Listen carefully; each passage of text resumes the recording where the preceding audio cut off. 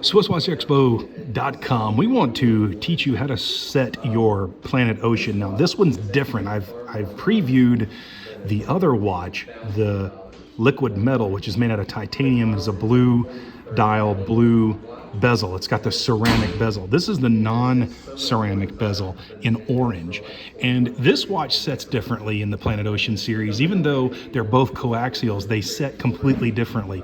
And people are a little bit confused by that. How do you tell the difference? Well, my answer is technically exterior with the components, orange is the best way to determine whether or not your watch is going to be set in the quick set date function rather than set with the traditional hour hand moving past the 12 backwards and forwards. So what I want to do is make sure that you understand how to set this watch. There again, let's go over the basic details of this watch.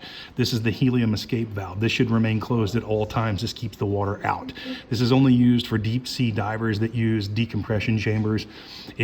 When this is opened, it keeps that crystal from blowing out the top, popping off the watch under severe decompression situations where divers have been down to 600 plus feet. This is not for the average everyday user, but it's neat to have. You're probably not going to use that. So let's talk about this crown. This is the winding and setting crown. This crown should always be screwed down against the body of the watch to keep water out. In order to set this watch, you're going to unscrew the crown towards the 6 or this way. Then, in order to be safe, we would need to make sure, as this watch is, the 7 o'clock position is a safety zone. So anything below the 3 and the 9 in this position here with that hour hand is safe to set the date. But the thing is, I'm not sure whether or not this is 7 a.m. or 7 p.m. on the 11th. So I'm going to go ahead and I'm going to move that hour hand past the 12 and see if that date changes. And it did. That means when it moved to the 12, we passed midnight. I think that's pretty elementary for most people. I always put the hour hand in the bottom half of the dial around the 6 o'clock position to make sure that we don't crash that date wheel. We don't force it past itself so that it doesn't bend or break that date wheel. A lot of times you'll see watches, they don't change fast or they change ultra slow, or maybe they change not at all. Maybe they just stay the same. That's because that date wheel is damaged from forcing that date to be changed at, say, 10 or 11 o'clock at night before you go to bed on the night before you know the date changes, especially during leap years or months with only 30 days. So let's make sure that we're going to wind this watch first. So we've unscrewed the crown. We're going to push on this a little bit. There's a little bit of a springiness to it. You'll see that.